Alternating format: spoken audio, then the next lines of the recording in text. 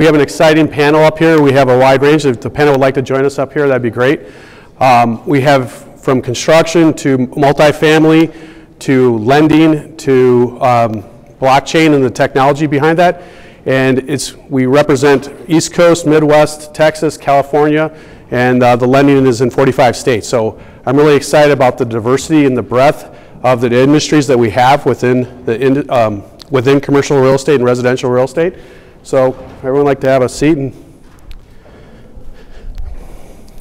Greg, would you like to start and just tell us a little about yourself and your company?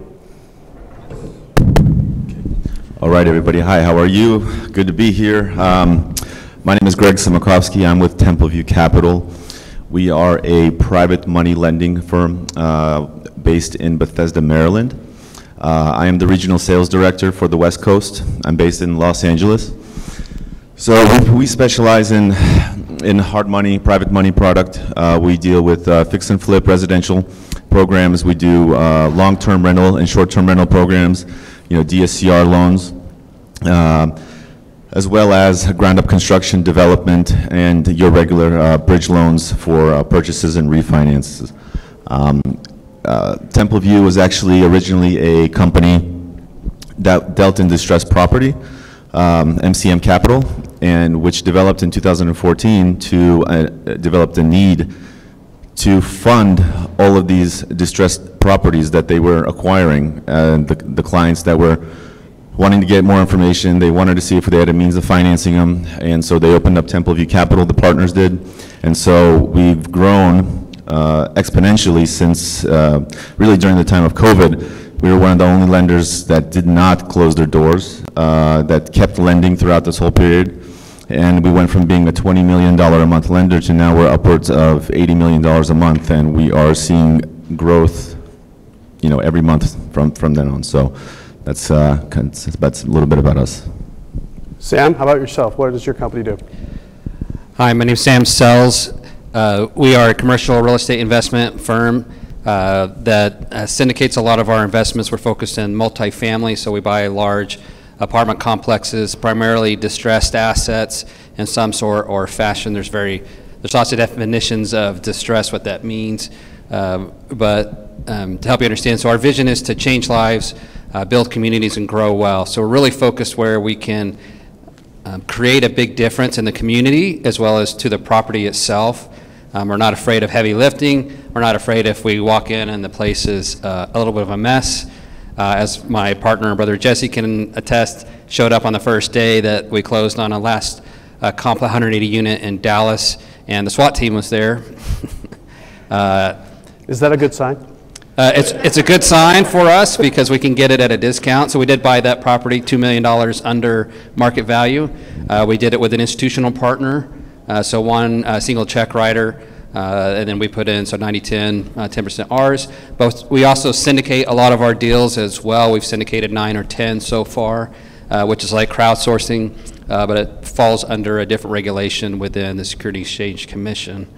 And so we'll do friends and family or all accredited investors, and happy to discuss more about what that looks like. But we are really focused on two main things when we look at properties, on market, off market, wherever they are, is can we make a difference, and can we make money doing it? So if there's no mission, or if there's no margin, there's no mission, right? If we can't make money doing it, then we can't change people's lives, we can't make the community better, we can't grow wealth for our investors. And we love doing that for our retail investors, our average everyday person who wants to get into owning an apartment complex, but they don't have $10 million to put down on the complex. So we'll pull together those investor funds, work with other syndicators a lot of times, and we'll close on that deal. And then our company specifically is the owner-operator. We also have, we're vertically integrated, so we have our own development company, our own dedicated crews that are usually working on 3 or 4 complexes at once. For example, we did 53 units in the past 3 months just at one apartment complex, so we're really getting after it. And we also have our own property management company with 40 or 50 employees spread across our 6 states that we're operating, owning and operating in. So. Thank you. Maria, how about yourself? What does your company do? Hi, my name is Mirage. Magda. I'm CPO and co-owner of Super LLC. So we are located and working in Philadelphia metro area that expands from Trenton, New Jersey to Baltimore, Maryland, and covers like 6 million population there. We are primarily we are focused right now in residential home improvement and remodeling business, and this is a really rewarding business in terms of profits and in terms of customer gratification, gratitude, because it's the real reward when you see how the life of the customer changes and how he's like really happy and happy with what we have done. That is like the emotional part. We are working right now also to expand our business in Florida, in Miami-Dade County, like Miami-Dade metro area. And I'm primarily occupied with internal controls, financial part, and compliance. Very good. Jinwei, how about yourself? Can you tell us a little bit about what you do? Hi, my name is Jinwei. I'm the CEO of SleekFin. So our company is an integrated real estate transaction platform. So you can buy and sell real estate, get a mortgage, and close it all together on that platform. And our background technology is blockchain. We built the whole transaction platform on the blockchain technology. And we currently have our beta app and everything ready, and we are planning to launch in India soon. And just because that's a very big market and have a lot of less regulation, so we will be able to do an integrated platform for real estate transaction, which so far is not really allowed in US yet. But our vision for this company is we are going to start a platform for global real estate transaction, which there haven't been a platform be able to do that. And there were many problems between regulations and currency and everything. And we believe the future is going to be the blockchain. The future is going to be crypto. And so we believe this is going to be a future of a real estate transaction. I asked her to join us because I'm really excited about the direction of where this is going. And so we're going to touch on with her what she's doing a little bit later. My company, I have 3 companies. One is Coded Design Build. We're a design build firm. We do both residential and commercial. And then we have Coded Management Group, which is our investment portfolio, where we've been developing a portfolio of self-storage facilities across the Midwest, from Illinois and Wisconsin all the way over to Maine. And then we recently, during the pandemic, started one-stop self-storage to better manage our portfolio of our assets. And so I completely liquidated our multifamily to focus specifically on the self-storage arena. So with that, why don't we get into it? Sam, why don't we begin with you? Last few years have altered the real estate market. How was your business impacted? Great question. Pre-COVID, we were doing a lot of not apartment communities, but mobile home parks at the time. So we'd buy very distressed manufactured home communities, do a lot of work there, and we were able to get new homes or take old homes or renovate them or whatever the strategy was for that particular place. And so we had purchased, just in the year before, we bought 9 or 10 mobile home parks, and going right into COVID, all of a sudden lending stopped we had I think 7 or 8 in refinance process, so lending stopped, and it became very, very difficult to complete refinances. And then the supply chain crunches happened, and that hit the manufacturing of brand new mobile homes particularly hard. And as a smaller group, we didn't have the leverage to put down on, so we had numerous homes ordered, supposed to come off the lot in a couple of months. COVID hit and everything else, and everything got tangled up. So what we did was we shifted to apartment communities. We found that we had, our integrated system that we had already built was easily applied to apartments, and we had access and everything else. So we've changed not only our asset class, as well as how we conduct operations very focused on becoming more and more autonomous, decentralized. Our team is spread out quite a bit in the country. You come to our office, you're like, oh, you're a very small company. You're like, oh, we probably have 100-something employees across the machine. But if you come to the office, there may be one person who shows up. There may be 20 who show up one day, it seems like, and we got 6 offices. So everyone's sitting not in each other's laps. That's inappropriate, but next to each other. And so it's just, you know, we have a lot of fun. We have a small team, and we really get after it. But COVID has really changed the landscape quite a bit. Not to mention cap rate compression and prices and lending changes and everything else that have happened. Maria, how about yourself? Actually, what COVID really changed about my company, that there was a shift in the customer relationship management, because like there is a lot of customers that are probably boomers here, who are more accustomed to the paperwork, hard copies, checks, and like personal meeting, brick and mortar style of business management.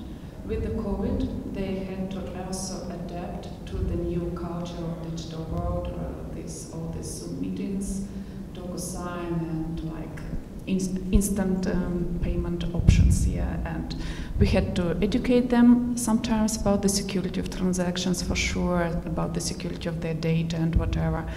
As for our internal operations, not so much significantly changed, because we were, from the very beginning, we were like working on the digitalization of our company internally. And I'm very glad that all this, like, due to the pandemic, but I'm very sorry about the price, but due to the pandemic, the whole society has shifted to the technological way of the building the business and building the relationship. Yeah, that is. So regarding the profits, we actually duplicated that year, the profits, so nothing changed for us. There were... I'm sorry, I have to switch your mic. Yeah. That was not working. They just can't hear you. I'm sorry. Hi. What I mentioned before, I don't know how much you've heard, that the pandemic actually made a great shift regarding our business in the client's relationship management. So we had to educate our customers to use Zoom, to use DocuSign, whatever. Regarding the internal operations, it did not manage, and it did not shift so much, because we were from the very beginning digital. And I'm very glad that this changed with overall society, that overall society made this learning curve regarding the technologies. I'm very sorry about the pandemic price, but it's okay. I mean, that how the learning actually in our history comes. And regarding their profits, they duplicated during that time, so we haven't lost anything. So yeah, there were some crunches for sure in logistics support, in the supply chain, but overall this business was good. Greg, how about yourself? You said that you had a unique experience. Yes, so with our model, and you know, when I think probably this applies to every company that was working during COVID, and we all realized that we don't have to necessarily spend so much money on leasing properties and office buildings, right? We can work a lot more efficiently, and that there is a way to do it remotely. So I think everybody was able to save some costs in regards to that. Now, the way that our capital stack is structured, every transaction that we fund is then securitized into a bond, right? After the securitization occurs, it allows us to keep. We're not dependent upon every transaction selling after we fund it to get our money back into to get it off the books. So we were able to continue putting money into our securitization bond during the COVID period, when other lenders that are, that are our competitors were dependent upon were dependent upon selling all of their notes and assigning them to the secondary market, which was not really buying anything at that time. So that was a huge plus for us because we were able to capture a lot of market share, capture a lot of our competitors' clients, and we were able to expand and grow our monthly funding capabilities pretty significantly. Also, with that, we were able to grow our teams. So, like I said, I'm the director of the West Coast regional team. I'm located in Los Angeles. We have guys now in San Francisco, in San Diego. We have loan officers all over the country. We lend in 45 states, so it's expanded our horizons and it's expanded our capability to originate by being able to work remotely. So, we're constantly holding of course, Zoom meetings. Our clients are able to upload all their documents using all our new technologies that we're using, new loan origination software that's been kind of integrated to this situation, right, to keep business going. So that was probably one of the main things that we learned during COVID was that we were able to sustain and grow, actually. And in 2020, 2021, for the mortgage lending industry, as many of you guys will probably know, was it was the record years for a lot of companies because people had money to spend, the rates were low, people were buying homes, and we're seeing a little bit of the consequences of how much money was printed during that time right now with the inflation rates. So, I mean, that's a whole other topic that I think we might touch on, and maybe, but so we didn't minimize, but we actually expanded. So I think, needless to say, that COVID, as much bad and harm and damage that it did to our society, and as many lives that it took, as specific industries were able to sustain and maintain growth. And if you were able to at least keep your doors open, then that's a huge plus. But especially if you were able to actually, get out of it in a positive and see the positive effects of it. And the cup is always half full. So that was what we were able to gain from that. For us, we opened up 4 facilities, close to 500,000 square feet of buildings and lockers. And so at first, we were under third-party management, which meant that we had someone else managing our facilities, and they immediately wanted to shut down our operations. And it was my role to look into each state's statute. We were in Wisconsin, Illinois, Ohio at that point in time, and moving into Louisville and Kentucky. And so I began researching, and I had to research the fact that we were actually designated emergency. We were, not first responders, but we were considered essential is the better word for it. We were deemed essential. So part of that was a lot of people did not want to work because of the fear of the pandemic, but I had to create the culture, and I really appreciated what Randy was talking about in the last session, that there's 2 types. We're either going to run away from the situation or we're going to be running into the situation. And I saw it as our responsibility, our role for our company to support the people. Think about all the college kids that were immediately displaced, that they needed a place for storage, businesses with supply chain issues needing locations to store inventory, which they weren't expecting to have to stockpile, all these different issues. And so the self-storage industry actually thrived and grew during the pandemic, but we had to learn how to adapt in that climate, not only to make sure that our staff felt safe and protected, but also for our customers. It was really easy when we open up a brand new facility that's 80,000 square feet, and we say, your locker can be 6 feet from another locker without any problem, because we didn't have anybody renting at that point in time. So we were able to, figure out ways to market it differently to give people the comfort to use the services that we were offering. So with that, I would like to touch base a little bit about the next question. And this will all come back to the blockchain issue, and not just blockchain, but crowdsourcing and funding and all that.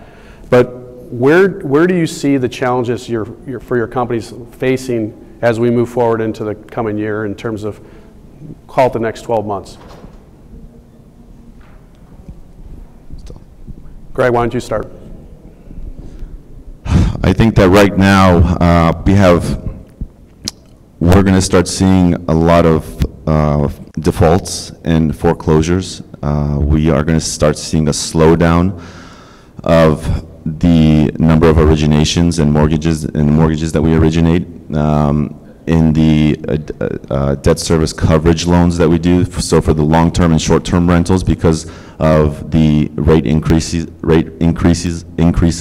that the Fed has just done. I mean, I just got an email yesterday. This is the third time that we've increased rates in the past 3 weeks, now to 6.25 being our base rate for our long-term and short-term rental product. So I see our numbers kind of not going down, but maybe plateauing at kind of where they are at right now. I don't see the level of growth that we have seen in the past, the past year and a half. But I think we all need to be careful and definitely tread carefully in terms of, values, home values, because our products are based directly off of the value of the property, right? Because as private money lenders and hard money lenders, we're looking more at the collateral. So we're looking at the equity in the property. We want to make sure that appraisers are doing their job correctly, that they're not over inflating prices. We want to make sure that, we want to make sure that they're not, undervaluing them at the same time. I think there's definitely going to be some supply issues. Right now, we're still in a seller's market, right? Excuse me, we're in a buyer's market because of the prices, right? I mean, because of the availability of homes right now in the market. But the biggest thing is the fear of loans defaulting. And what we've been able to do, and what we've been able to actually put into place, is for all of our retail bridge loans on purchases, on refinances, we actually collect 12 months of interest before we close the loan. So we make sure that no defaults occur, and that's what we're doing to safeguard that possibility of happening. On any fix and flip product or any ground up construction product, we are taking 4 months of prepaid interest to making sure that if we don't put that loan and securitize it into our bond, and we do end up selling it to the secondary market, then we're going to have to buy that loan back if there's any default within the first 3 to 4 months. So we want to make sure that that doesn't happen. Also on the rental side, I believe the eviction moratoriums are in some states and some counties, they may still be in play. I know in Los Angeles, I think it's just March 30th was the last dates that they can actually start evicting tenants that haven't been paying. So we might be seeing some properties that are going to be coming up available on the market, or we're going to be seeing more clients who want to either refinance out of their properties, out of their loans, get tenants out, get new tenants, remodel those properties.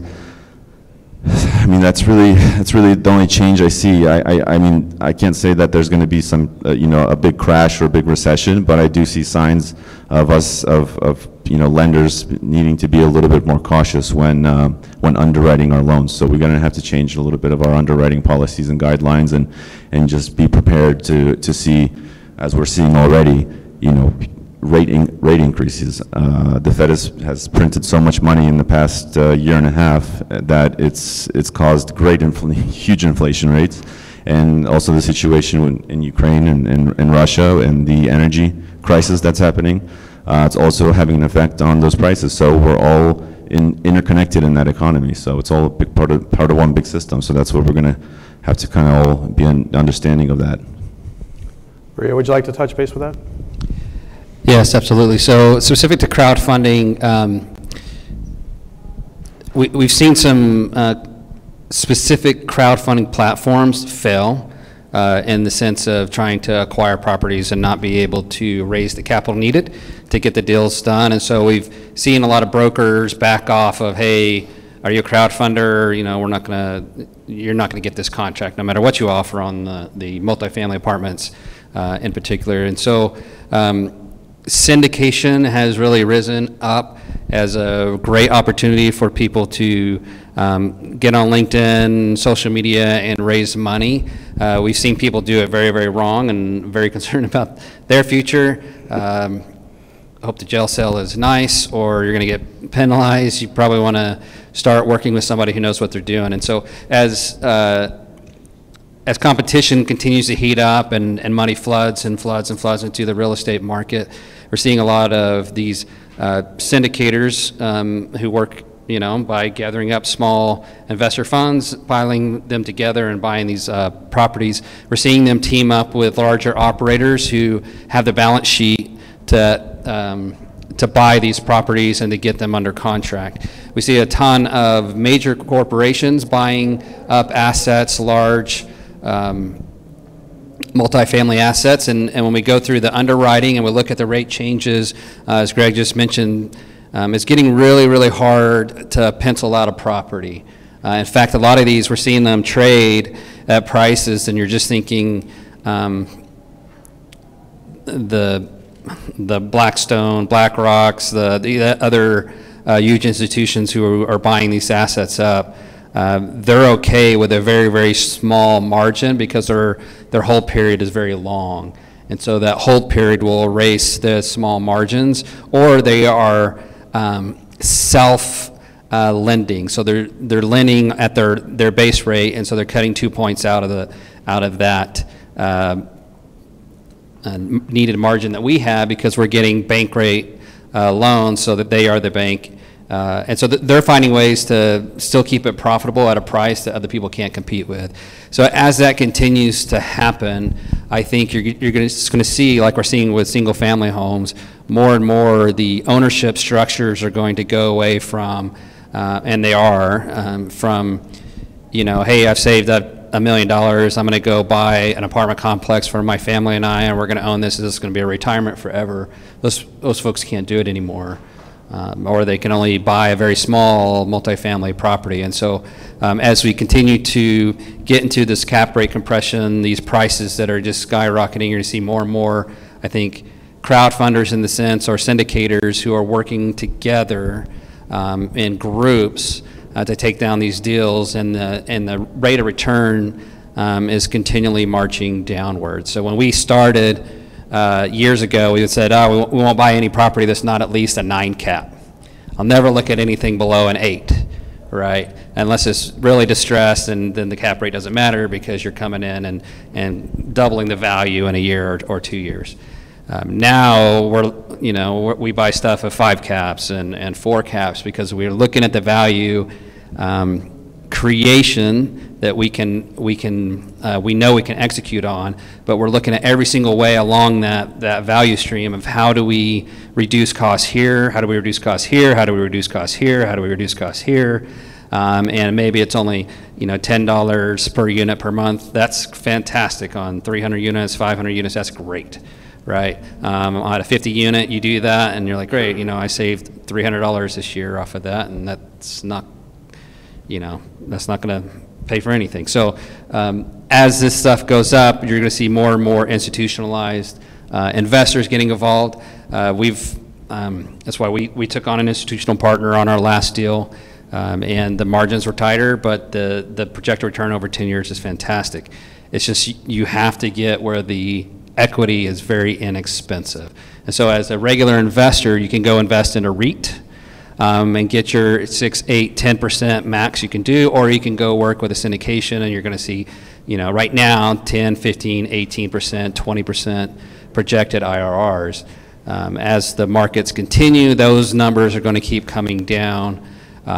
We beat those because we do heavy value adds. There's more risk, higher return. Those deals are getting harder and harder to find too, because we buy them and then we sell them to institutions to operate on thin margins. And what happens if there's a default in those, though? Sorry to butt in, but there's a default in those crowdfunded deals, right? And those people that put in the money, and that asset, right, is no longer able to maintain, or the beneficiary is not able to make the payment. What happens to all this, all the individual's money? Because that's where I see a huge disadvantage to just the crowdfunding platforms. That's being the biggest risk that I've seen, especially like lenders like Pier Street. If you've heard of them, they've had a lot of problems with that. People just aren't getting their money back. Yeah. So and largely, so. I made it through the 2008 crash, right? How did I make it through flipping homes in 2008? Well, I was buying them at 50 grand and selling them at 130. But during 2008, 2009, Now we can only sell them at 100. We're still making a profit. So it's really about basis. And the problem is this basis has gotten so crazy out of hand that I fully expect to start seeing defaults in this market. And we still, we scrub the deal, and if the basis is too high, we just don't touch it. Our last one was $2 million under the appraised value. We're like, man, I can't trust appraisals. Tightening up the underwriting pretty much. You have to tighten up the underwriting, and appraisals only matter if they're lower than what you paid for it. If they're over what you paid for it, then it doesn't really matter, and nobody pays attention to it. Oh, it's good. So we have to be very, very careful as an industry, or we're going to be like in 2008, if a crash comes, when the crash comes, that our basis is too high, you can no longer gain the access. So those investors, if those companies did not budget or underwrite sufficiently to cover the debt, they have no capability to last, right? They can't hold on to the asset. I think Sam's touching on a point here that is maybe a little bit underscored, is the fact that the cap rates are now going to be below the interest rates. So that's the first time usually there's a gap between the cap rate and the interest rate for the investors to make their yield, to protect what Greg is saying for the institutional investor or the Crowd Street investor or the syndicated investor. With that invert, it's putting more and more downward pressure, so the underwriting becomes extremely more important in terms of how to assess whether the deal is going to be sustainable. But I want to get into a little bit about the technology, because this is where I think not only commercial real estate is going, but I think residential. I know that we have a vast amount of residential people here, and the technology that is being introduced, and if you're not familiar with blockchain, perhaps you can take a little bit of time to explain the whole concept of a blockchain and how it ties into coins. But the reality is the way in which we do business is going to vastly change very dramatically, and I think that growth curve is very fast coming, and it also impacts the whole concept of crowdfunding or syndication, because it's going to open up a lot more doors in terms of the real estate investing world. So can you take a moment to explain for those who might not be aware of how the blockchain works and how it's tied to a coin? We hear about Bitcoin, we hear about Ethereum, but what do those things mean and how are they combined? I don't know how much people know about the crypto world. The blockchain is basically a technology behind the crypto world. So what the idea of blockchain is, it's basically a chain of blocks, which each single of the block have a kind of a storage of information. And to verify this information, or add this block onto the chain, and this block basically go talk to other block, which is already on the chain, to verify this block can be added. So, the blockchain technology is like the backbone of the crypto. And everybody heard about the Bitcoin. Probably a lot of people still thinking Bitcoin probably is still a scam. And, but what's the value of it? It's not a currency being used. But be honest, Bitcoin was not designed to be used as a currency. And currently, we consider as a digital gold, like something holds the value. And not so many transactions going on the chain use Bitcoin. And most Bitcoin owners, they just hold it. And Ethereum, on the other hand, is kind of a different layer of technology. It's a newer technology on this chain, and people been use it to develop a lot of different things on it. And so the crypto, and you can consider this is more like how you use your Visa card or your MasterCard. And did you really transfer real money? It's just basically a number in your bank account. And the crypto world and have a lot of those stable coin, which is acting like a US dollar on the chain. And they've been transferred on the chain, like most payment are through the stable coins, which are tied to one-to-one to the US dollar. And those coins being exchanged on the chain for people to make a payment throughout like across the border and just for individual company payments, because they are so much cheaper than you do a wire transfer through the bank, and so much faster. And so those being used. And with all those technology, what can be done is the crowdfunding, what you were just talking about. And that's one thing about the blockchain is anything right on it, a done deal. You can't really change it. It's transparent and people can verify it, you can look at it, and you can't really change it. So that can definitely be used in the future to crowdfunding all the real estate transactions, because you can kind of put your rent into tokens. You can put your dividend into tokens. You can put your investment into tokens, and you can sell a portion of the real estate you own and buy tokens. And so then you can sell your real estate partial by partial instead of an entire transaction and through the tokens. And those will be all transparent. So it can be a completely new ecosystem that you get to pay rent through crypto, and you get to pay dividend through crypto. You pay for your maintenance through crypto, and the whole payroll and everything will be automatically sent back to your investors through the whatever you write on the chain. And so that increases the trust of investors, especially like small investors, to say, you know, I don't have anything to say about how the dividend is going to come out, what if they're going to change the rule. And then once this system is created, you can't go back to change the rule how the dividend is paid out, because it's already pre-written on the chain. So you have a much more confident that what you're going to get back for return. So with all those things said, those things are just a technology. And it's nothing unless we have a real case to work with it. And the real estate is a perfect example, can connect the digital world to something tangible. And that's how I look at it, because every single property is unique, and that can be written in its own way, and every single transaction is unique, and you actually have a real asset back behind all those tokens. And you have the real case to connect something you don't quite understand, you cannot touch, you cannot see, into something real you can touch and see. Thank you for that thorough explanation. So I'm an architect by training. I got my master's in architecture, so I'm a visual person. So let me put a little visual up here together, what that transaction might look like. Maria is the investor, she's the developer. Sam is the one looking to go out and buy the asset, and Greg is the lender, and Jinhui is the title company or the blockchain.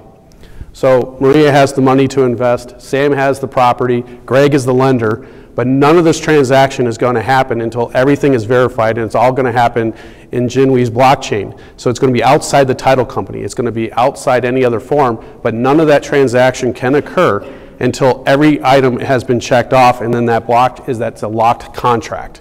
So everything will happen within that locked contract. Now, if you think about this, if there's recessionary pressure on apartments in multifamily homes, those sorts of things, the federal government has changed the regulations on accredited investors. So now if you classify yourself originally as a sophisticated investor, but you take a test or you check the boxes, you have the education, you become an accredited investor, there's more opportunity for accredited investors. There's also opportunity for offshore investors because of the fact that the regulations are outside of this in terms of being able to invest in a blockchain. There's going to be a lot more sources for funding and capital in a distressed market that is coming down the pipeline. There's going to be international investors. So if you think about that and the impact on the real estate world, how is that going to impact your company? Greg, can you touch base on that? I think blockchain is actually, I mean, it's the forefront of, a forefront of the technology of where our industry is going, and not just real estate, but I mean the whole banking system as we know it is I mean, effectively, it's already starting to change. I mean, there's huge funds being developed. You know, there's new. So you have Ethereum, right? That can process transactions for, you know, X amount of dollars. But then you have Solana, for example, which is another similar a blockchain that is processing hundreds and thousands of transactions at a much lower cost. So when you think of the mechanics, right, and the logistics of how the transaction occurs, it just makes more sense to switch over to that type of system. Not only because of the fact that it's a lot quicker, but because of the security. We have a lot of real estate fraud that can occur. We have a lot of things that can happen. You know, I'm sure somebody at one point in time has received wire instructions from a title company that's been intercepted by a hacker and been sent emails and been sent improper wire instructions, and then the money that you wire is gone, right? Because you opened up something that was effectively hacked. So that decreases a lot of fraud. You know, there's a lot of cybersecurity issues as well that the blockchain is going to, I think, resolve. And I think it'll really just kind of put everything all under one umbrella and make the whole process much more streamlined and effective. I can see us gathering more funds, being able to have access to more markets, more capital, as long as the government is able to put in place some type of regulations, if the SEC can make sure that they agree, and which it looks like they're on the path of doing that. I don't know, you know, too much about that, but from what I've read is that they are starting to look more into it. They're getting more comfortable with these types of assets. They're getting more and more creative with what they're doing, and I think as a hard money lender, as a private money lender, what we're doing now, the way that we're gathering funds, it's essentially going to be similar, but it will just open us up to a much quicker funding process and a much more vast market, a more availability of funds that we're going to have access to, assuming that we can implement the system into our daily lives and our daily processes. Sam, would you like to touch base? Yeah, absolutely. So this is something that we talk about all the time. We've looked at various entities that can help us do that. But as investors, as real estate agents, brokers, this is what I think, my personal opinion, is going to happen in the future. So once that securitization of real estate really takes hold in America, it's already taken place or has become popular, and from what I understand, talking to other people who do this a lot, say Thailand, Malaysia, other places like that, have already gone this way quite a bit. And so what's going to happen is, okay, now anyone in the world can buy a coin that is tied to this piece of real estate. And so let's say these buildings here, now this place here gets, can be bought by anyone in the world. So probably go around the room, how many people have been to, let's say, N'Djamena, Chad? So, okay, I'm the only guy, right? So if you've ever been in sub-Saharan Africa and, you know, everyone there has a phone, a little Nokia phone, and they can go and plug it in, and they can get their little Wi-Fi point wherever they walk to, or in the city. So now that person can go online and buy at a very, very small fraction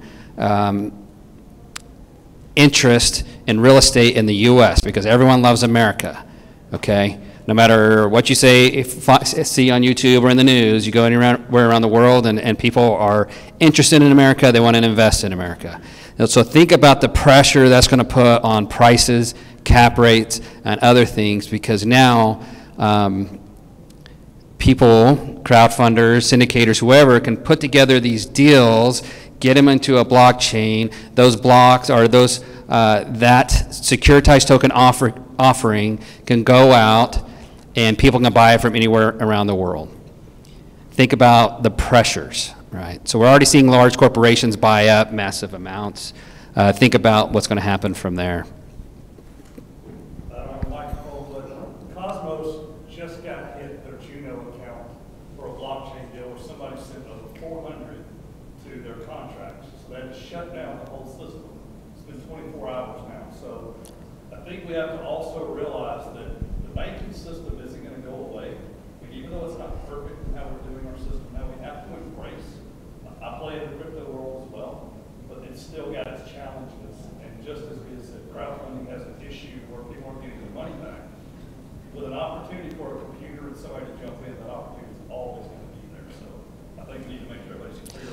Absolutely, this is a long process for sure. This is not going to happen. Can you touch base on that? Yeah, I think bank system is not going away anytime soon. You're still going to use your Visa card for a period of time. But, you know, if you don't have a Coinbase account, maybe you should open one or some other, you know, exchange platform, because they haven't been trying to become a bank themselves. They certainly issue credit card, bank card, they give you loans, and they give you a very, very high return. So if you are looking at 0.25% in your, maybe that's even high in your saving account. I don't really know what's my saving account interest now. Then I think a while back, I think Germany gave 8% in their stable coin. And now they dropped to about 6 something because recently the crypto market is going a little bit going downhill. But still, you know, you cannot beat that. So the exchange platform are trying to become a bank. And if the bank doesn't want to change, and in the distant future, and they're going to disappear, they're going to be like a lot of the used to be Fortune 500 company disappeared through the stock market. They're going to be the next Sears or some of those, you know, big marketplace file bankruptcy. It will happen. And even Fed thinking about the issue a US dollar coin on the blockchain just to replace the, you know, like, you know, right now everybody have like a different place have a different US dollar coin. And if Fed are going to issue this own coin, and that might change a little bit the stable coin market. But the whole blockchain world I mean, it's still based on the value of a US dollar. So it's very relevant to our real life. So it doesn't matter how Bitcoin price goes, but the transaction on the chain are not done by Bitcoin. It doesn't matter, so it doesn't matter. So it's still going to happen. I can say there's something need to be worked out, but that's a trend that you cannot stop. I would love to add something. So I think this ecosystem, cryptocurrency ecosystem, will develop anyway. So let's like make a parallel with the advertising. We still get a lot of newspapers with coupons, all these, you know, Clipper local magazines. And we get also MailChimp campaigns from the companies, I mean, advertising some sort of service. And we still have some other ecosystem for advertising where we get the leads. That is the same. So I think that the bank, the development of Bitcoin's ecosystem won't crush the bank. The bank will still survive. The government will still survive, and the IRS will still exist. But the Bitcoin ecosystem will be there already and developing. And then I think that to implement it broadly, we need like legislation base, and then there are some principle base that should be implemented also in order to take it on in the companies, like the same like accounting principles, general accounting principles. The principles will be developed for this ecosystem to provide the security, to provide the even the security, the legislation base for this, everything. So, but we need already to educate ourselves right now, just to be ready when it boom. Well, right now I think there's a lot of rules already put in place for crypto investment. For example, they treat a crypto investment a little bit like a stock market. And you pay your income, you pay your long-term capital gain, short-term capital gain. So it's pretty much legalized in the way in the US system at the moment. But I mean, the bank gonna evolve, gonna change it to something else. There will be new bank come up, and some older bank will close.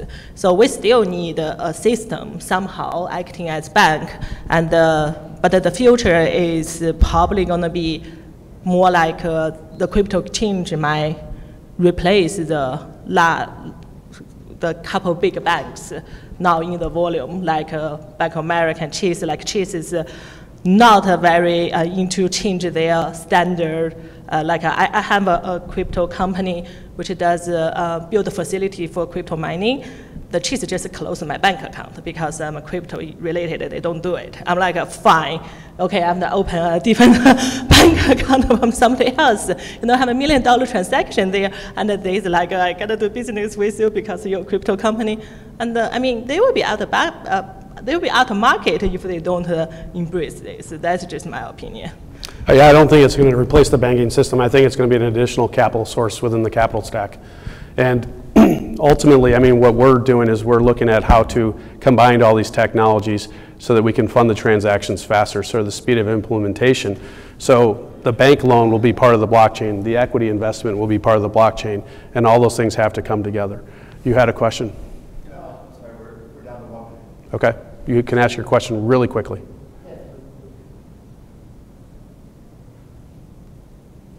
Yes, regarding comparison between a traditional banking system and the cryptocurrency blockchain, I'll give a good example. Like two leaders banking in Israel just start trading and start accepting the payments in cryptocurrency. Like Bank Leumi is national bank and Hapolim.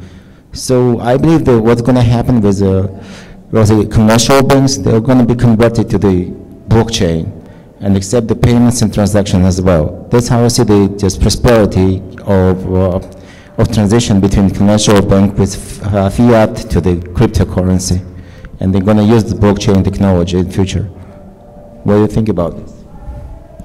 I think, let's say, so far we've been using SWIFT, and I think everybody heard on the news that recently they're going to kick Russia out of SWIFT, so they're going to have a big dent on that, and then they are turning into blockchain to look into like a digital ruble or something like for the transaction. But at this moment, it's not very matured yet for Russian to do all the transaction on blockchain, and there's still a way to block money on blockchain because everything is trackable. Everything on the blockchain is trackable. The only problem is we track this transaction from the chain to a real person. That's kind of the missing connection right there. But every transaction is trackable. Even this whole system change between international bank into like get rid of the whole SWIFT system because the SWIFT system is really expensive and it's really long. So you take a couple days to, you know, it's not an instant transaction over between international banks, which is a disadvantage for international trading or any other things. But eventually, when this thing gets replaced by the blockchain, and I don't think there will be a problem of money cannot be trackable. If we want to put pressure on Russia, we can still figure out a way to block all the transactions, which belongs to part of the chain. I think every part of the thing can be done, and the technology will get in there. So, you know, so. To answer your question, I think the future is still coming up this way, and between these two international banks, that can also going to happen.